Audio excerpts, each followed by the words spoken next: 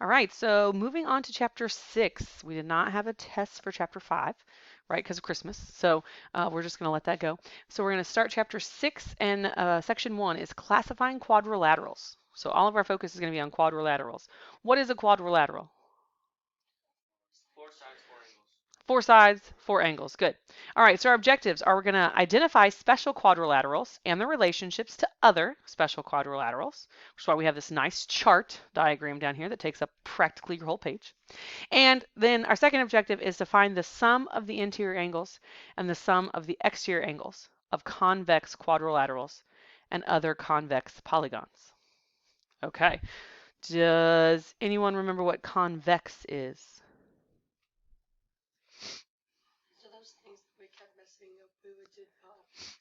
You would do the opposite. Okay, so let's take a minute and look in your book.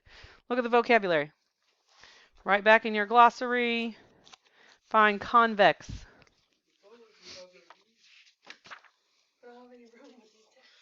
It's true, the desk give you limited space.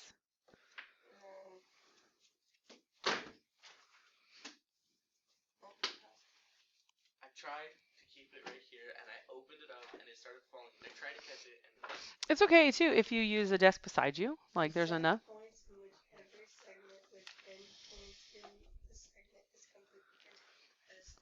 Okay, good. So a set of points in which every segment with endpoints in the set is completely contained by the set. So all of these shapes are convex, okay, because they're completely contained. All right, so let's look at this diagram of quadrilaterals. Okay, so in there, I've given you some definitions with it as well. So quadrilaterals, like you said, is 4 points, or 4 sides, pardon me, and you said 4 angles. So you can add that to that if you'd like. The 3 main types of quadrilaterals that we're going to start off with, how it branches, are the trapezoid. Okay, the trapezoid is special because it has exactly 1 pair of parallel opposite sides, which I've marked for you to see. That's what makes it a trapezoid. You can draw a trapezoid, right? This one kind of has more of a straight line. They can both be angled out. But the deal is they only have 1 set of parallel lines. A parallelogram has 2 pairs of parallel opposite sides. So again, those are marked for you so you can see. But that's the difference between a trapezoid and a parallelogram. Trapezoid has 1 set of parallel sides. Parallelogram has 2. And the kite, okay, the last one over here, the kite has 2 pairs of congruent consecutive sides. What is consecutive? Not constant. Or give me a definition. Consecutive. Like a list of consecutive numbers. No, congruent is the same. Oh, okay, so if I said a list of consecutive numbers, you said 1, 2, 3, 4, 5. What's consecutive? One right after the other. Okay, so they have to have 2 pairs of congruent consecutive sides. So like this side and this side are congruent. Right, you didn't know. I get that. So those are consecutive. They're touching. They're not opposite. They're touching. And they have 2 pairs of those. So the other pair is here, and they're consecutive, one right after the other. Okay, so that's the kite. All right, but then our parallelogram, because the only definition for a parallelogram is it has the 2 pairs of parallel opposite sides, which means a rectangle is a parallelogram. It just has to have the 4 right angles as well. Okay, so it's no, but a rectangle. So a rectangle is a parallelogram, okay, but it's a parallelogram with 4 right angles. Just like a rhombus is a parallelogram, but it has 4 congruent sides.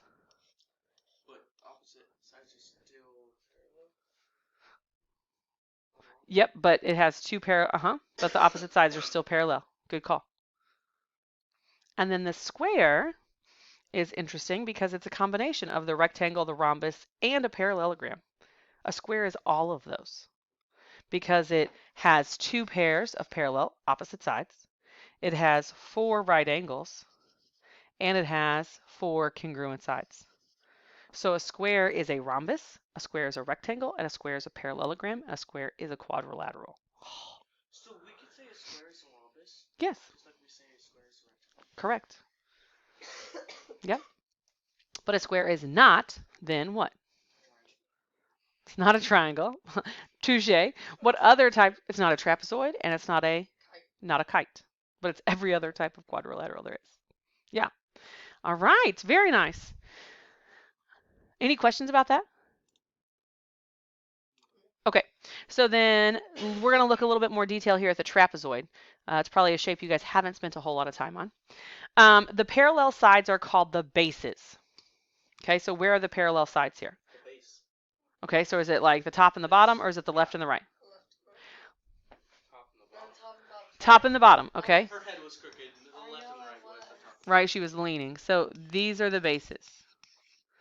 Okay, so those are the base. The other sides are the legs. So the left and the right are the legs. I get it. Okay. If the legs are congruent, then the trapezoid is isosceles. So maybe I shouldn't have just written it on that one. But this one, we did have the markings there that said the legs are congruent. So this is an isosceles trapezoid.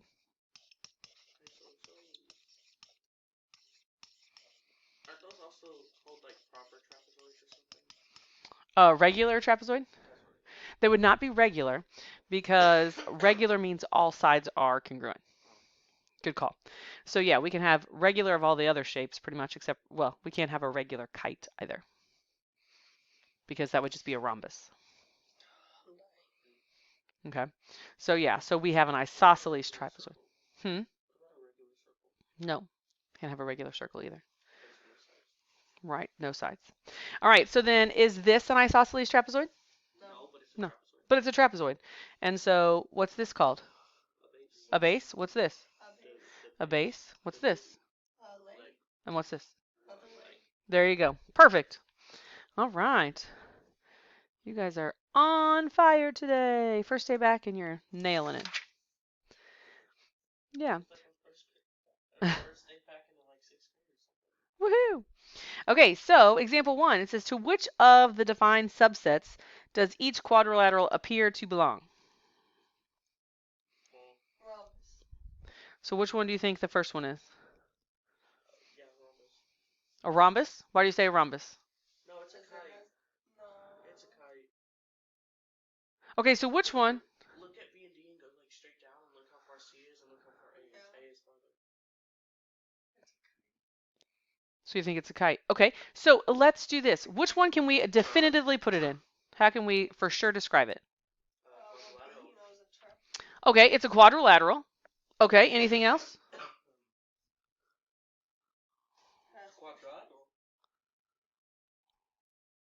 Just a okay, so we've got quadrilateral.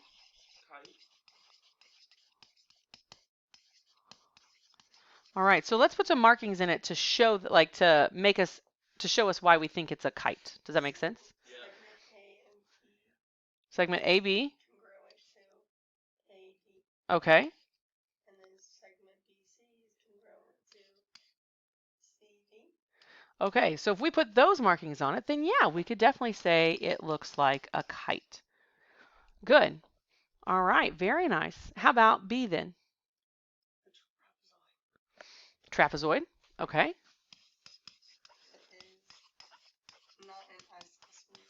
It's not an isosceles though, right? Because these side lengths, the legs, are different measures. So what are the bases here? X and Y. Not X and Y, but XY. Okay. All right, so this is a base and this is a base here. That's just some extra. Good. We will still have proofs later, just not yet. But we're gonna, like, we're learning this stuff and then we'll incorporate that into proofs later.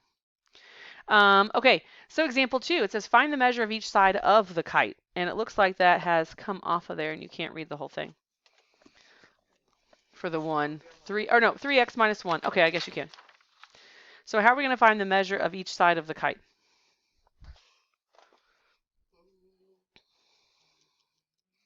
Oh, 3 parentheses y plus 2 equals 5y plus, I can't see. Okay, that's the number that came off, 5y plus 2. I was like, wait a minute, I thought I looked in one of them.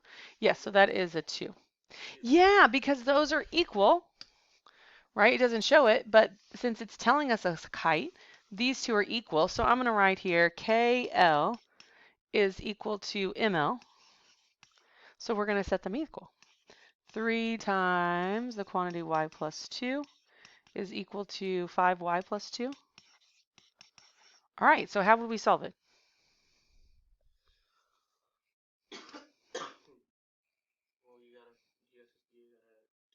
Distribute. So 3y plus 6 equals 5y plus 2. What would you do next, Justice? What would you do next?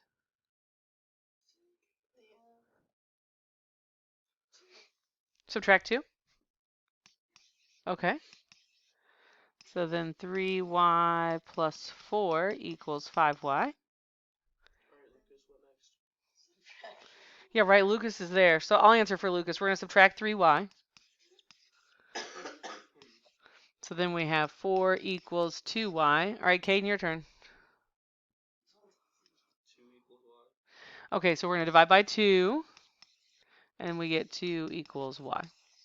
Perfect. Oh, but how about x? Oh, it says find the measure of each side, too.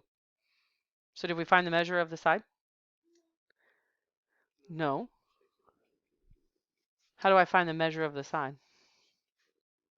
I just have to put it into both? Man, that seems like a lot of work. Why can't I just put it into 1 since they're equal? Okay, I could just put it into 1. Okay, so if we do 5y plus 2, and y is 2, 5 times 2 plus 2 equals what? 12. 5 times 2 is 10, 10 plus 2 is 12. All right, so how about the next one? How do we find the other side length? X plus 5, right, because kj equals mj. So we're going to say x plus 5 equals 3x minus 1. Perfect. All right, what first, Justice? Oh, you said 6, so we're going to add 1. Okay, so x plus 6 equals 3x. Okay, Justice. Subtract x. X equals 2x. Caden? Sorry, you got me confused when you said x equals 2x. Okay, 3x. No, it's just 3. What'd you do? Tell her what you're doing. I have to tell you. Oh, The step. divided them. Divide by 2. So 3 equals x. Good. Justice, how do we find the side length? You put 3 into it. We'll put the 3 into it. So let's do x plus 5. Okay, and so we're going to say 3 plus 5 equals 8. So let's take it a step further. What's the perimeter? That doesn't ask. Actually, it's not part of it. It's not. 40. How'd you get 40? Because I did. Well, tell her. 12 times 1 is 12. I didn't say times 1. Oh, I thought you said 12 times 1. I said times 8. But how would we get the perimeter? 12 plus 8 times 8. 8. No. Sorry. 12 times 2 plus 8 times 2 equals 40. Okay, good. So yeah, that would be our perimeter, right? Because we have two 12s. So it'd be like 12 plus 12, or 12 times 12, and then 8 plus 8. And so, yeah, you got it. Or 12 times 2, however you want to say it. 12 plus 12, or 12 times 2. We could find the perimeter. Okay, we could do all kinds of things once we know how to do that. It's just applying what we know. Perfect. All right. So then, next up, we can use slope, and the distance formula can also be used to classify quadrilaterals. So I've given you the formula there to remind you, because it has been a little while. So in example 3, we want to state the most specific classification for quadrilateral RSTU. Hint, you need to find the slopes and the side lengths in order to do it. So, which slope do we want to find first? U to T. U to T. Okay, so we're going to do slope of UT. Now, you can use the formula, or you can actually, you can use the graph, right? What is it? It's 2 over 3? Negative. 1, No, 2, sorry, 3 over 2. 3 over 2, okay, and it's positive and positive. So the slope is 3 over 2. Okay, because in this case, we just counted. We went up 3 and we went over 2. That's totally fine. Okay, so how about the slope for TS? Right, from here to here. So we went up. Negative 2 over 4. Okay, so I went up 2. Like if I'm going, I usually go my up first. Okay, So so 2 over 4. 2 over, 3. hey Justice, you need to wake up. Do you need to scoot away? Oh, Okay. So I went, was it 3 or 4? 3. 3. Okay, and I went back, so that one's the negative. So this is negative 2/3. Are we good so far? Okay, so then the slope of SR. So here we're going down 3 and left 2. So that's a negative and a negative. So doesn't that just simplify to be 3 over 2? Okay, which is the same. Hey, hey. So what do we know about UT and SR? Not they're congruent. Their slopes are the same. So we know they are parallel. Yeah, right? Same slope means parallel.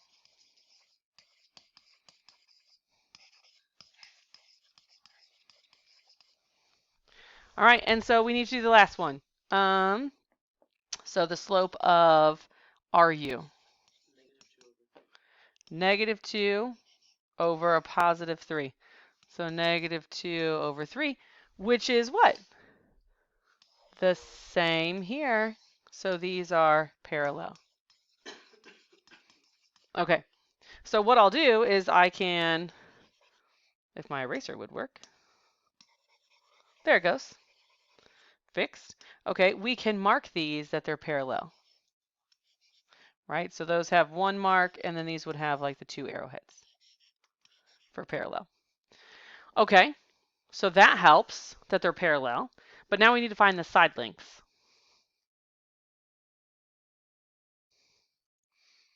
So we need to use the distance formula for that. So let me erase my big writing here. And so let's get to, we're going to do the distance of UT. All right, so it's the square root of our x values. What is t? What's the coordinate of t, Justice? 2, 1. Okay. And what about u, Caden? Me? Uh-huh. What's u? Because we're doing u and t. Well, 0, negative 2. All right, so we're using this distance formula right here. Right, so it's our x2 minus our x1. So you want to do 2 minus 0? Squared plus, what are our y values subtracted? If I did 2 minus 1, I need to do 1 minus negative 2. You got it. 1 minus negative 2 squared. So then that's the square root of 2 squared plus, what's 1 minus negative 2? Same thing as plus. So 3 squared. So 2 squared is 4, 3 squared is 9, 4 plus 3, or 4 plus 9 is 13. Or a cough. All right, so the distance here is the square root of 13 for UT. We're going to run out of room. How about the distance for TS? All right, so now we need T. What's the value, the coordinate of T? All right, we've got negative 1, 3. Sorry, not T, S. My bad. Is negative 1, 3. All right, Justice, so what's the formula? Let's find the distance. Okay,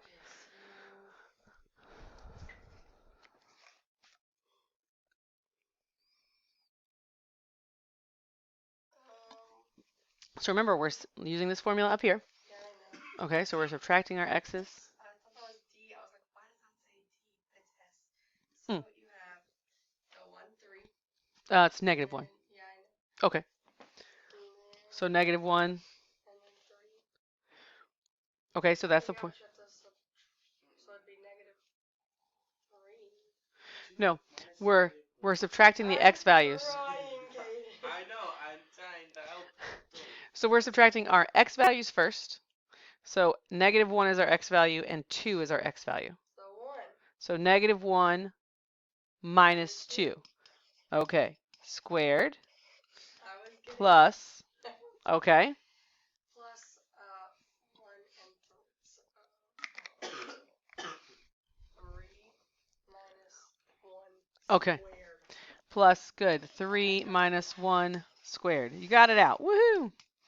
All right, so negative 1 minus 2 is,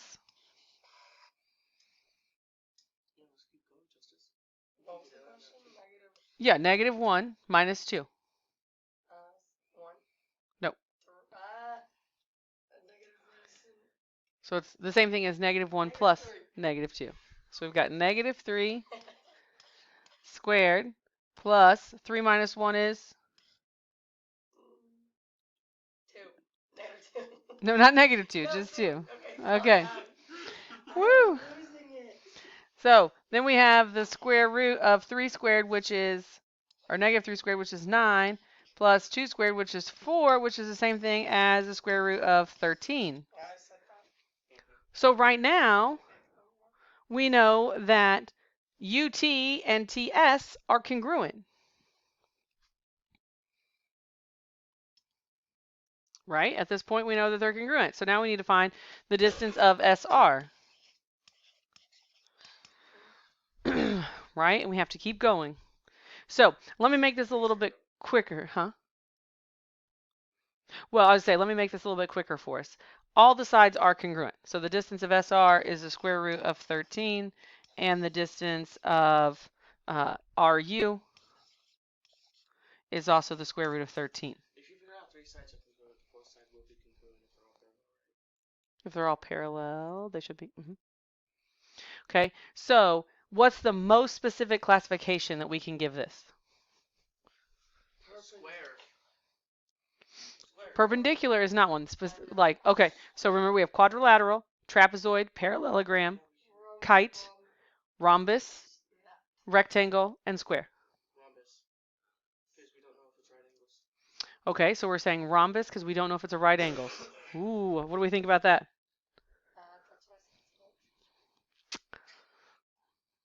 Are you sure you don't know if it's right angle? You don't. Are you sure you don't? Because parallel lines can go like this. But what do we know about this and this? Alright, so it's a square. How do you know they're a square? I knew it was from the first place. What do they have to, what does this say when our slope is 3 over 2 and negative 2 over 3? They're opposites, and opposites equal angles. They're opposite what? Slope. They're not opposite slopes. They're opposite. Angles. Opposite would be 3 over 2 and negative 3 over 2. The reciprocals. They're opposite reciprocals. Opposite reciprocals mean the lines are what? Perpendicular. They're perpendicular, and perpendicular means that they are not right angle, or that they are right angles. Good. Not right. Sorry. So these are this is a square. Okay. So good call on the rhombus at first, but we do have to remember all the rules that we know. So the same slope means they're parallel. Okay. Then we found their distance was all the same. So we had 2 sets of parallel lines. Their sides are all congruent, and we also know we have the opposite reciprocals. So we have perpendicular lines as well as parallel lines. So we've got to think about all those things to be able to determine it's a square. And it does look like a square, like if you turn the paper. Fair enough, but still. All right, then let's look at your last page of notes and some theorems that we're going to have. May look like a square, but if it's 91 degrees, right? Unless it's marked a square, you can't say it is. Okay, so we have 3 theorems. The first 2, we have the quadrilateral angle sum theorem here. Okay, so the sum of the interior angle measures of any convex quadrilateral is 360 degrees. So that's any convex. So like usually any normal looking quadrilateral. Okay. Convex polygon angle sum theorem. Okay, notice that it says convex polygon. We're not talking about quadrilaterals anymore. So the sum of the interior angles here of any convex n-gon, so any size, is n minus 2 times 180. So let's say our polygon, let's say we have a dodecagon. How many sides is that? Dodecagon. 12? Like uno, dos, tres. So yes, it's 12 because we have do, which means 2. Deca is 10. So this is 12 sides. Okay. So if we have an n-gon, so n is then 12, we're going to do n minus 2 times 180 to find out the sum of the interior measures. So that's going to be 12 minus 2 times 180. What's 12 minus 2? What's 10? So then this is going to be 10 times 180. It's hard for it to like come out. Okay, so what's 10 times 180? 1,080. 1,800. 1,800. So if you have a 12-sided polygon, like normal looking polygon that closes, right, everything's enclosed, then it's going to have the sum of the interior angles is going to be 1,800 degrees. So quadrilateral is always 360. Anything bigger than 4 sides, you have to calculate on your own. Okay. All right, so let's look at this example 4. The footprint of a gazebo is a regular octagon. So regular means all the sides are equal. Oh, yeah. Right? Octagon means it has 8 sides. Okay. Find the sum of the measures of its interior angles. So we want the sum of the measures. So we're going to use this formula. We've got 8 sides, right? Minus 2 times 180. What's 8 minus 2? 6. Okay, so I've got 6 times 180. So what is 6 times 180?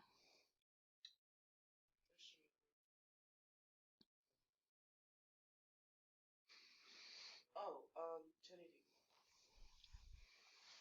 Can anybody confirm that? Justice? Can you confirm that? Also, because, like, if you do 3 spins, you do a 1080. You know that if you do 3 spins, you do a 1080? Mm-hmm. Is that from video gaming? That you know this? Probably.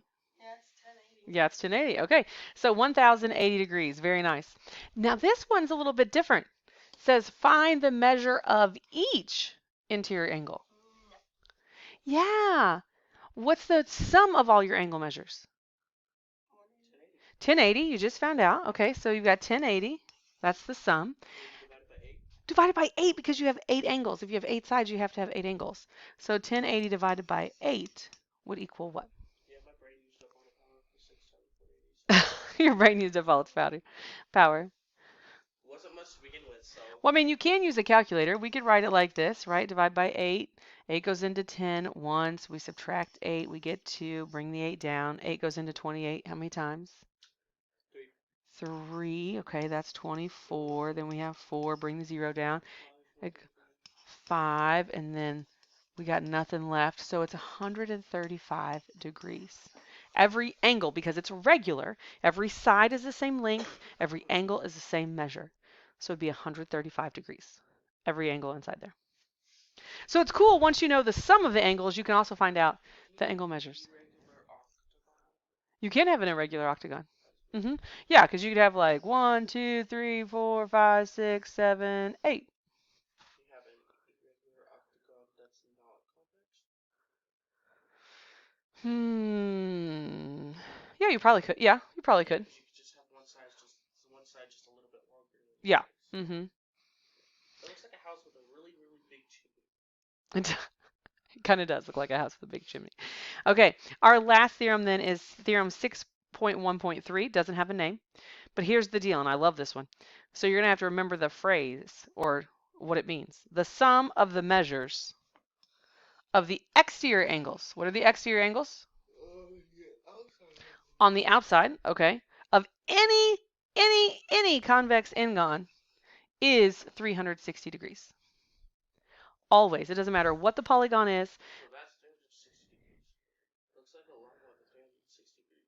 Okay, well, the drawing I actually have that I drew up there is not a convex one. So that would be the problem with that octagon, is it's not convex.